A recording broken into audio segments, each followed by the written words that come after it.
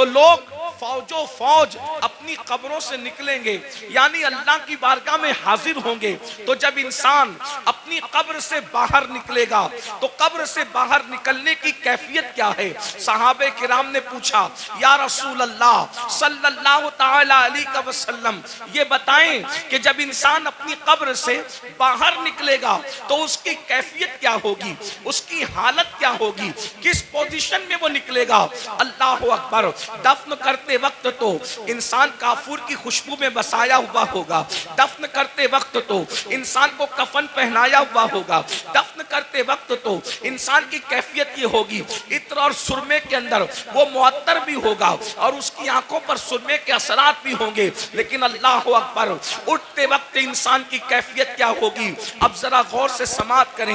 अल्लाह अकबर। मेरे आका मुस्तफा करीम रऊफुर रहीम सल्लल्लाहु अलैहि वसल्लम अपने सहाबा से इरशाद फरमाते हैं, ऐ मेरे सहाबा, कुछ लोग क़यामत के दिन जब अपनी कब्र से उठेंगे तो उनकी आंखें नहीं होगी, वो अंधी आंखें लेकर के उठेंगे, आंखों में बीनाई नहीं होगी, वो आंखों में रोशनी नहीं होगी। जरा तसव्वुर तो करें, जो दुनिया में अंधा होगा वो आखिरत में अंधा हो जरूरी नहीं है, जो दुनिया में बीमार होगा वो आखिरत में बीमार हो जरूरी नहीं है। अल्लाह अकबर। इसलिए कि दुनिया की बीमारी की कोई हैसियत नहीं है, अल्लाह अल्लाह। लेकिन मेरे और आपके आका मुस्तफा करीम रऊफुर रहीम सल्लल्लाहु अलैहि वसल्लम इरशाद फरमाते हैं, कुछ लोग अपनी कब्र से अंधे उठेंगे, यानी उनकी आंखें नहीं होगी। अब मुझे बताएं, जब उनकी आंखें नहीं होगी तो वो अल्लाह का दीदार कैसे करेंगे, वो रसूलुल्लाह का दीदार कैसे करेंगे, वो औलिया अल्लाह का दीदार कैसे करेंगे? सहाबे किराम बेचैन हो गए और सहाबे किराम ने अर्ज किया, या रसूल अल्लाह सल्लल्लाहु तआला अलैहि वसल्लम, जो लोग बगैर आंखों के अपनी कब्रों से क़यामत के दिन अंधे उठेंगे, अंधे उठने की वजह क्या होगी? तो मेरे आका इरशाद फरमाते हैं, दुनिया के अंदर नसीहत करने वाले जब उनको नसीहत करते होंगे तो वो नसीहत को नहीं मानते होंगे।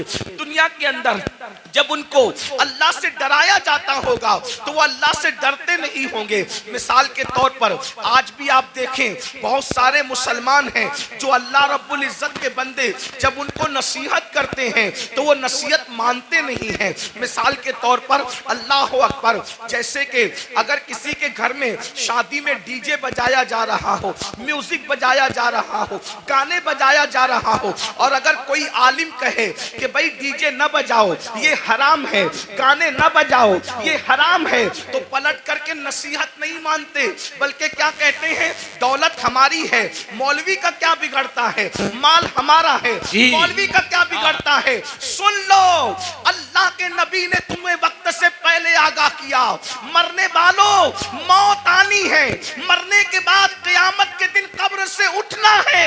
अगर तुम नसीहत नहीं मानते और दौलत के नशे में, गुरूर और घमंड के अंदर डूब करके खुदा की नसीहत को पीठ के पीछे डालते हो तो क़यामत के दिन अंधे उठने के लिए तैयार हो जाओ। सुन लो, दौलत के गुरूर और घमंड में खुदा की नसीहतों को फरामोश करने वालों, यहाँ किसी की आंखें अंधी होगी, कोई रास्ता पकड़ करके चला देगा, यहाँ किसी की आंखें अंधी होगी, कोई सहारा दे करके पार लगा देगा, यहाँ किसी की आंखें अंधी होगी, कोई ना कोई मदद के लिए आ जाएगा।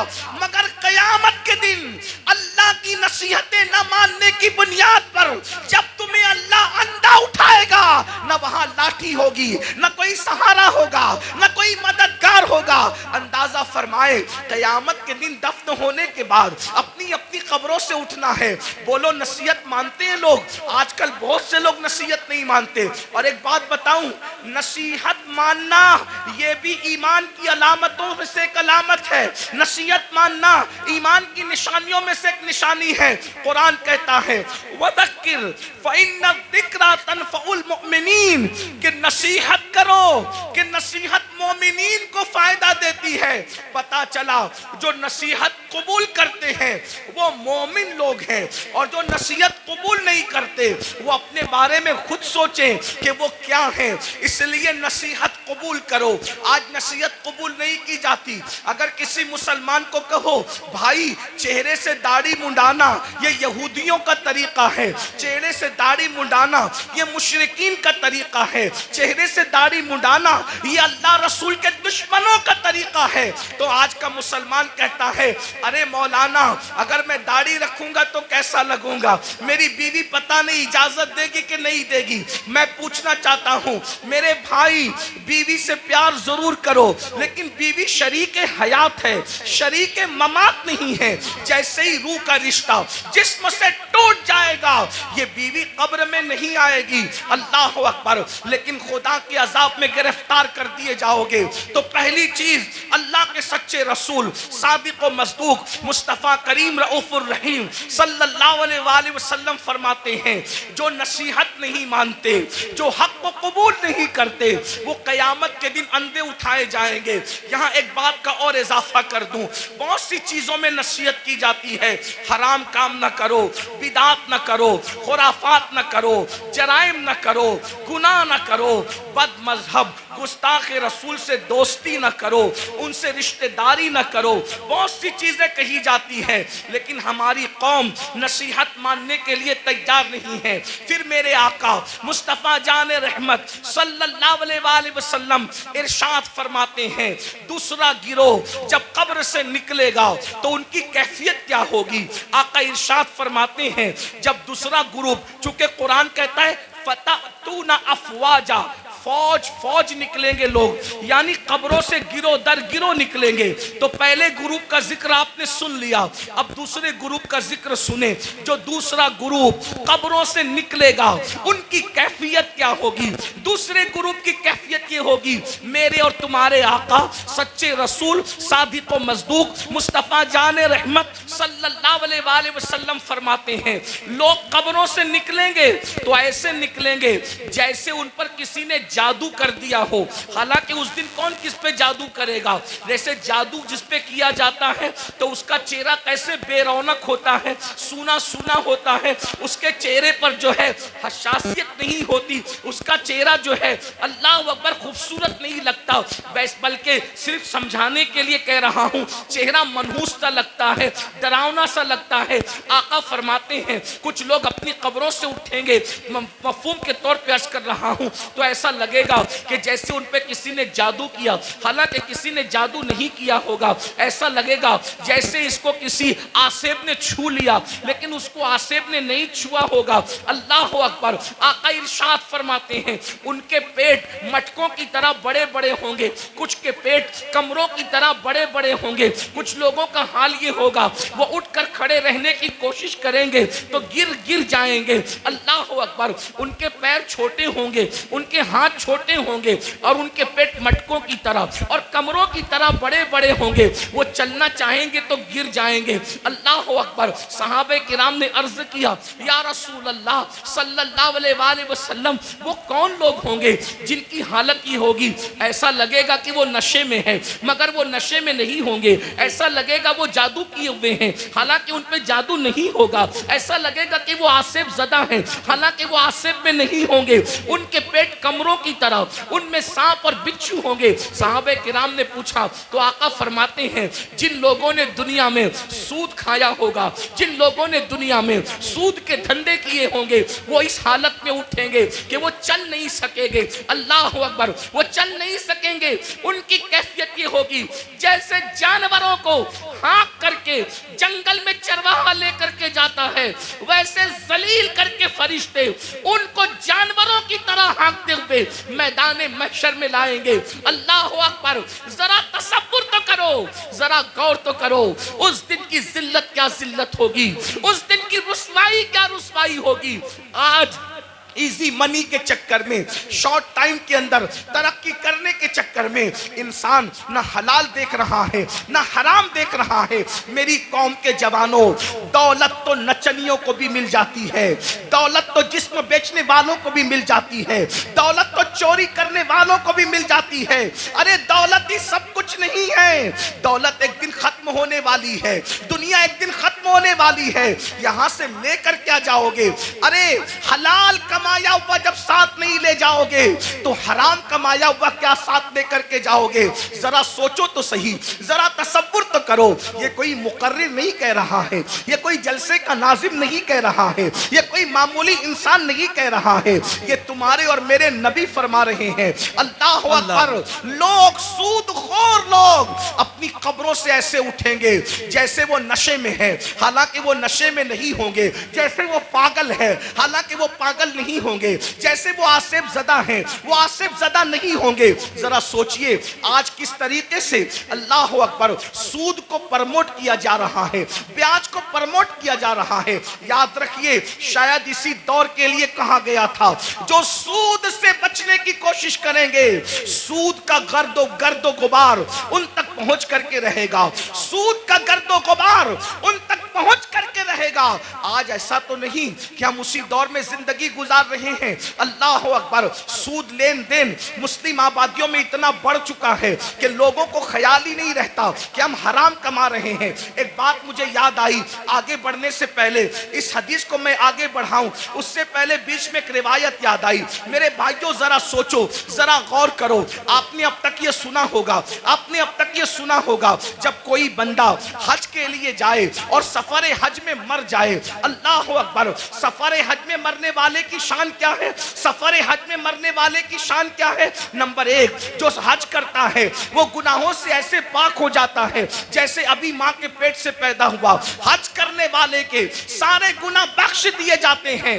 हत्ता के हाजी की शान ये है कि हाजी 700 ऐसे लोगों की बख्शिश करवाएगा जिन पर जहन्नम वाजिब हो चुका होगा। हाजी की शान ये है। अल्लाह अकबर। लेकिन कोई हाजी बने तो सही, हाजी सब कहलाते हैं, हाजी है कितने? जो वाकई हाजी होगा वो 700 लोगों की बख्शिश कराएगा।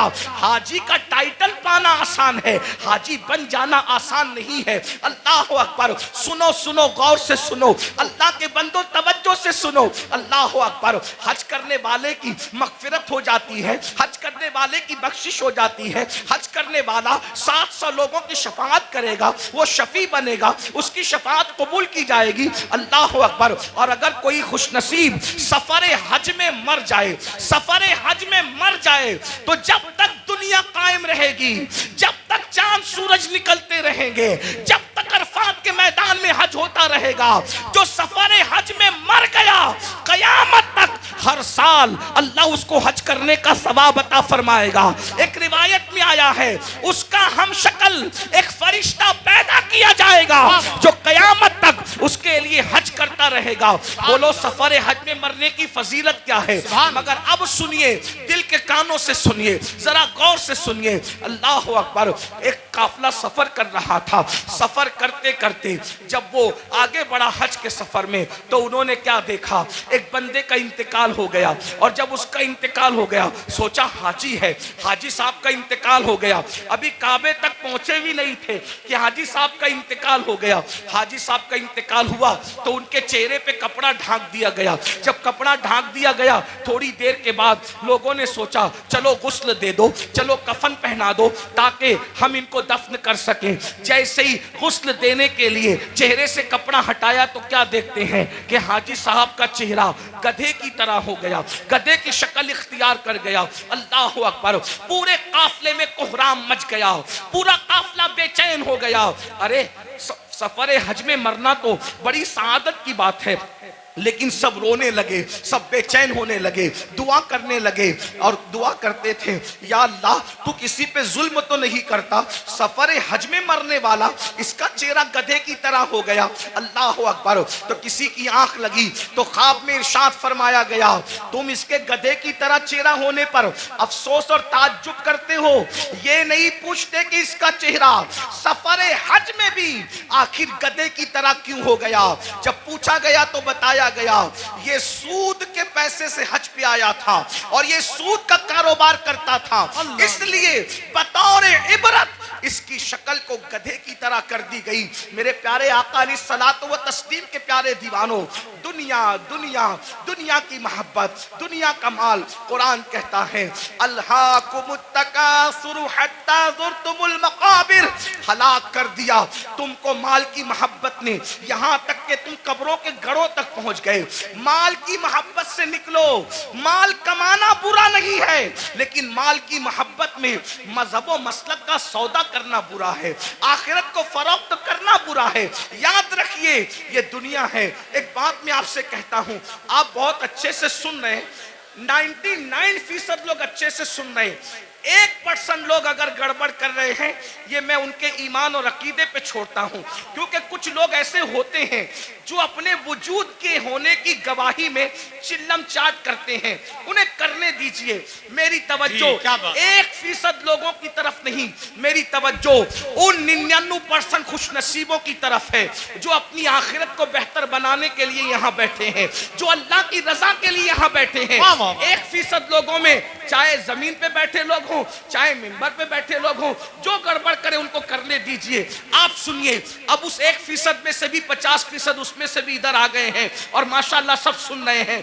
आधा % उसमें से अब लोग अगर कुछ हैं उनको करने दे वो जो कर रहे हैं, लेकिन गौर से सुनिए। एक बात आपसे कहता हूं, हम झूठ बोल के माल कमा लें, हम सूद के जरिए माल कमा लें, हम चोरी के जरिए माल कमा लें, किसी जरिए माल कमा लें, थोड़ा जरा गौर कीजिए। अगर हम पीवर हलाल के जरिए भी माल कमाएं तो मुझे बताइए माल किससे वफा करता है? जो हमसे वफा करेगा।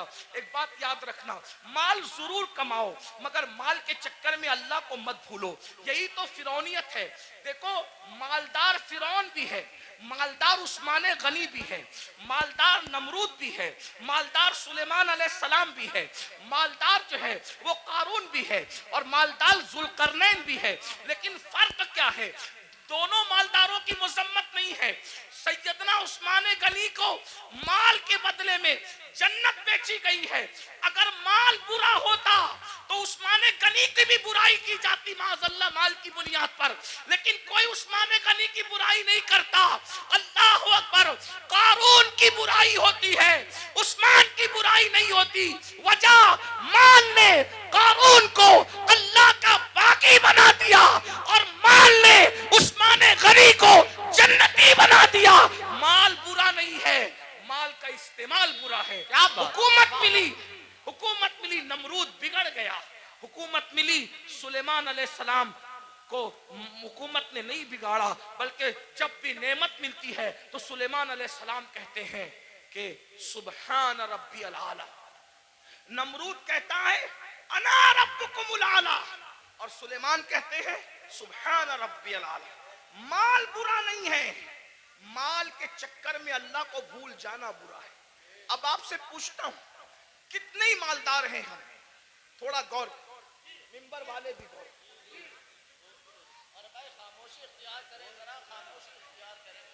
माल सबको अल्लाह ने दिया, आपको भी दिया, और जिनको नहीं मिला मैं दुआ करता हूं अल्लाह उन सबको अता करे, आमीन आमीन। लेकिन सुनो, माल आपने कमा लिया, बहुत माल मिल गया। माल मिलने के बाद आपको अल्लाह न करे, 1000 बार न करे, डॉक्टर ने कह दिया कि ये सीरियस है। कितने भी बीमार हैं आप, अल्लाह न करे, अल्लाह आपको कभी बीमार न करे, सबको सेहत दे, लेकिन एक ग्राउंड रियलिटी होती है ना कि बीमार तो आदमी ने पड़ना ही है। बड़े से बड़ा आलिम हो, खतीब हो, सैयद साहब हो, पीर साहब हो, डॉक्टर साहब हो, इंजीनियर साहब हो, बीमार तो पड़ना ही है। डॉक्टर ने कहा ये सीरियस है, इनका मामला जो है थोड़ा सा नाजुक है। आप मुझे बताएं, आपने 5 करोड़ 10 करोड़ 20 करोड़ का बंगला बनाया, लेकिन जैसे ही डॉक्टर ने कहा सीरियस है, बोलो कि आप बंगले में रहेंगे? थोड़ा तसव्वुर कीजिए। देखिए, जलसे जो है दीनी जलसे, वो भीड़ इकट्ठा करने के लिए नहीं होती। भीड़ आती, हम इसलिए खुश होते हैं कि जितने ज्यादा लोग तक पैगाम पहुंचेगा उतना ज्यादा फायदा है। लेकिन भीड़ इकट्ठा करने के लिए सियासी जलसे होते हैं, मजहबी नहीं होते, इतना याद रखें। हम 22,000 पर खुश होने वाले लोग नहीं हैं, हमें तो 72 वफादार चाहिए। सुभान अल्लाह, सुभान अल्लाह, वाह वाह वाह। करबला में एक तरफ 22,000 गुंडे थे और एक तरफ 72 वफादार। सुभान अल्लाह, सुभान। 22,000 का नाम नहीं मिलता, तवज्जो, 22,000 का नाम नहीं मिलता और 72 का नाम मिटता नहीं। उनका नाम मिलता नहीं, इनका नाम मिटता नहीं। वजह कि वो 22,000 होकर भी मुखलिस नहीं थे और ये 72 होकर भी अल्लाह के वफादार और मुखलिस बंदे। सुभान अल्लाह, सुभान अल्लाह। इसलिए ध्यान से सुनो, गौर से। 5 करोड़ का बंगला 10 करोड़ बनाओ, हम मना नहीं करते। हमारा तसव्वुफ तो कादरी तसव्वुफ है, अच्छा खाओ, अच्छा पहनो, अच्छे अमल करो, हम मना नहीं करते। हम दकियानुसी फिक्र के लोग नहीं हैं। हम लोग ऐसा नहीं कहते कि जो जितना धार्मिक होगा वो उतना शादियों से दूर होगा ना। मजहबी बनकर, बल्कि मजहबी बनने का ढोंग रचाकर शादी ना करना और फिर सफेद दाढ़ी होने के बाद रेप केस में जेल में पड़े रहना, ये कौन सी मजहबियत है? ये कौन सी मजहबियत? हमारा मजहब तो ये, जब मजहब की जान मोहम्मदुर रसूलुल्लाह निकाह करते हैं तो निकाह करना ये मजहब के खिलाफ नहीं है, बल्कि निकाह करना ये तो मजहब का हिस्सा है। अल्लाह, सुभान अल्लाह, सुभान अल्लाह। अपना मजहब इतना अजीम मजहब है, इंजॉय के सारे रास्ते बताता है, बस ये कहता है हराम न करना। जैसे तवज्जो करें, दूसरे लोगों का हाल, दूसरों से मुराद कोई टारगेट पे नहीं है, लेकिन आप ढूंढे गूगल पे वो दूसरे कौन है, थोड़ा आप भी अपनी जिम्मेदारी निभाएं। ऐसा नहीं कि इंटरनेट पर सिर्फ फिल्में ही देखें, इंटरनेट पे जरा ऐसे लोगों को भी तो सर्च करो जिनको लोग ढूंढ रहे हैं। कुछ लोग कहते हैं मजहबी हैं इसलिए सैर नहीं कर सकते, घूम फिर नहीं सकते। मैंने वो कहा वो किसी का फरसूदा मजहब होगा जिसमें सैर नहीं कर सकते। मेरा मजहब कहता है सीरू फिल अर्द, जमीन की सैर करो, बल्कि सैर भी हमारे यहाँ सुन्नत है। क्यों? इसलिए कि जब हमारा नबी सैर करता है, तवज्जो, हमारा नबी सैर करता है, और कैसी सैर, जिसकी सैर को कुरान यूं बयान करता है, सुब्हानल्लज़ी अस्रा बिअब्दिही लैलन मिनल मस्जिदिल हराम इलल मस्जिदिल अक्सा अल्लज़ी बारकना हौलहु लिनुरियहु मिन आयातिना इन्नहु हुवस समीउल बसीर। अल्लाहु अकबर। जब नबी ने सैर की है तो उम्मती सैर क्यों ना करे? लेकिन सैर बता दी गई जी, जब सैर करने जाओ तो पाप न करो। क्या बात, वाह वाह वाह वाह वाह, बहुत अच्छा हज़रत। सैर करने जाओ तो शराब न पियो। सुभान अल्लाह। सैर करने जाओ तो औरतों पर पाप की नजरें न डालो। हम भी सैर करते हैं, रसूलुल्लाह ने भी सैर की। जब हुजूर पहुंचे मस्जिद अक्सा तो अल्लाह ने उनकी मेहमानी की, माशाअल्लाह। हुजूर के सामने दो चीजें आई, अलग अलग रिवायत है, मौके की मुनासिबत से दो चीजें पढ़ रहा हूं, तीन का भी जिक्र है। हुजूर के सामने दो चीजें आई, शराब भी रखा गया, दूध भी रखा गया। तवज्जो, सैर है, सैर में अल्लाह की तरफ से बतौर इम्तिहान शराब भी रखा गया, दूध भी रखा गया, दोनों में से जो चाहो पियो। इसलिए कि आदमी जब सैर के लिए निकलता है तो अपनी मौज में होता है। आदमी जब हुजूर के लिए नहीं कह रहा हूं, मैं जनरल बात कर रहा हूं, सैर के लिए निकलता है अपनी कैफियत में होता है, सैर के लिए निकलता है अपने अंदाज में होता है। सैर में अच्छे अच्छों को पहचान सकते हो कि कौन कितना मुत्तकी है। आम सफर में पहचान में आ जाते हैं तो सैर में तो और पहचान में आते हैं। जब हुजूर के सामने रखा गया दूध और शराब, हुजूर ने शराब नहीं पिया, हुजूर ने दूध पिया। हुजूर ने दूध पिया। जिब्रील ने कहा हुजूर आपने अच्छा किया, शराब नहीं पिया। अगर शराब पी लेते तो आपकी पूरी उम्मत गुमराह हो जाती। उस सैर में नबी ने शराब नहीं पिया, दूध पिया। बता दिया मेरे उम्मतियों, हम सैर के लिए निकले, शराब छोड़कर दूध पिया। तुम भी निकलना, शराब को हाथ मत लगाना, दूध पियो तो जायज है, शराब पीने की इजाजत नहीं है। हुजूर ने नारे तकबीर, नारे रिसालत, मसलके आला हजरत, जामिया अरबिया मदीनतुल उलूम, जश्ने दस्तार बंदी। वाह वाह वाह, सुभान। सैर करने के लिए गोवा जाओ, मना नहीं है। समुंदर देखना, दाएं बाएं नहीं देखना। ये भी हमारे नबी की सैर में। हुजूर जा रहे थे मस्जिद अक्सा, हुजूर जा रहे थे मस्जिद अक्सा। एक ने कहा मेरी तरफ देखें। मैं बतौर मफहूम पेश कर रहा हूं, उलमा जान रहे मैं कहां से पढ़ रहा हूं। मेरी तरफ देखें, हुजूर ने नहीं देखा। दूसरे ने कहा मेरी तरफ देखें, हुजूर ने नहीं देखा। तीसरे ने कहा मेरी तरफ देखें, नहीं देखा। हुजूर सैर तो कर रहे हैं, मगर साथ वो निगाह जिसके बारे में मेरे इमाम कहते हैं, नीची आंखों की शर्मो हया पे दुरूद, ऊंची बीनी की रिफत पे लाखों सलाम। अल्लाह अकबर। तालीम उम्मत के लिए सैर भी हो रही है, नजर नहीं भटक रही है, नजर अपने मकसद पे लगी हुई है। जब मस्जिद अक्सा पहुंचे और जिब्रील ने कहा या रसूलल्लाह आपने अच्छा किया, आपने उस बुढ़ी को नहीं देखा है? उस बुढ़िया को नहीं देखा। वो बुढ़िया जानते हैं जो बन सवर का सच सवर के आई थी कौन थी? आपने नहीं देखा ना उस बुढ़ी को? हुजूर ने मैं नहीं देखा। अब वो कौन थी? कौन थी वो? दुनिया थी। दुनिया दुनिया बुढ़ी हो गई है, बन संवर कर आई है बुढ़ी, आपने नहीं देखा। अगर आप उसकी तरफ मुतवज्जे होते, अगर आप उसकी तरफ मुतवज्जे होते तो आपकी उम्मत दुनियादार हो जाती।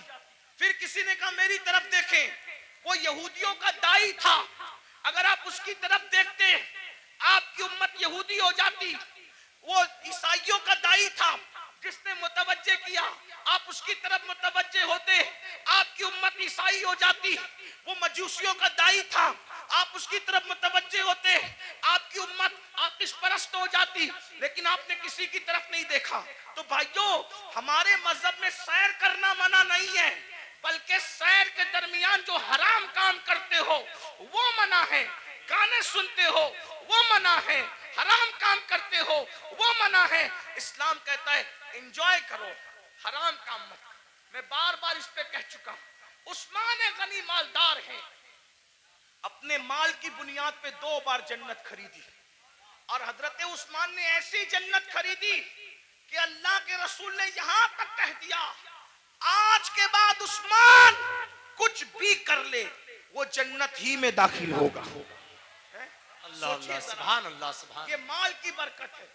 तो माल अगर मस्जिद में दो सुभान अल्लाह, मदरसे में दो सुभान अल्लाह, माँ बाप पे खर्च करो सुभान अल्लाह, भाई बहनों पे खर्च करो सुभान अल्लाह, गरीब यतीम मिस्किनों पे खर्च करो सुभान अल्लाह। लेकिन अगर माल की वजह से अल्लाह को भूल जाओ, फिरौनी सोच हो, नमरूदी सोच हो, कारूनी सोच हो। अब थोड़ा गौर करो, मैं जो कह रहा था, माहौल बन चुका, थोड़ा सुन, अच्छा माहौल बन गया, थोड़ा सुनने का माहौल बन गया। हाँ, एक तकरीर के बाद हमारे भाई हजरत अल्लामा जाहिद हुसैन साहब कह रहे थे कि तेरा ही हौसला है कि इतनी चीख चिल्लाट में तू बोलता है। तो मैंने कहा मैं क्या बोलूं, इसलिए कि मैं तो एक ही के लिए बोलता हूं, मजमा सैकड़ों का हो, हजारों का हो, और शुक्र के तौर पे लाखों के मजमे में भी मैंने बोला है, बोलता हूं, लेकिन बोलता हूं एक ही के लिए, बस एक ही के लिए। तुम कितना ही शोर कर लो, उस एक तक मेरी आवाज पहुंचने से कोई नहीं रोक सकता। और वो एक है मेरा अल्लाह, और वो एक है उस एक का एक गुंबद खजरा का मकी।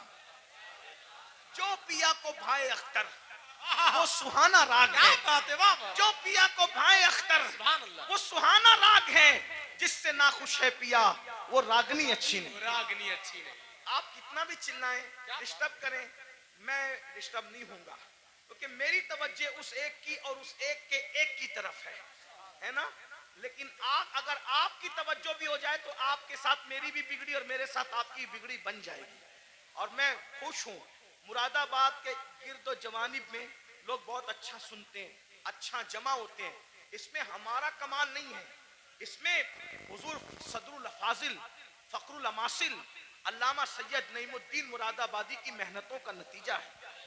हजरत अल्लामा मुफ्ती अजमल संबली रहमतुल्लाह अलैह की काविशों का नतीजा है।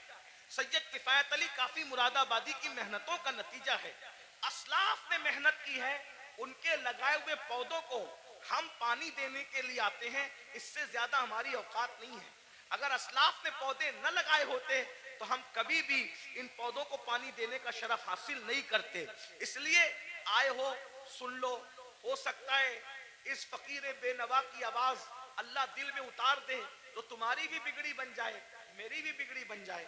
ये माल माल माल माल माल माल माल में डूबे हो। तसव्वुर करो 5 करोड़ का बंगला हो, 10 करोड़ का बंगला हो, कितना भी कीमती पलंग हो, सागवान का बना हो, इसका बना, उसका बना, डॉक्टर कहते हैं आप सीरियस है, आपकी जान को खतरा है, सही कहना, वो बंगला छोड़कर हॉस्पिटल में आते हो कि नहीं आते? है ना? देखो ये अल्लाह की आजमाइश, इम्तिहान है। और वो हॉस्पिटल हमारे लिए किराए का होता है कि नहीं? किराए का होता है। बहुत घमंडी आदमी है, थोड़ी सी दौलत आ जाती है पैर जमीन पे नहीं टिकती। दौलत देने वाले खुदा को भूल जाता है, इज्जत मिलती है अल्लाह को भूल जाता है, इज्जत देने वाले खुदा को भूल जाता है। भाइयों सोचो न जरा, मेरे जवानों से खास मुखातिब हूं। जवानों सोचो, तुम कौम का मुस्तकबिल हो, तुम ही हमारी कौम का सरमाया हो।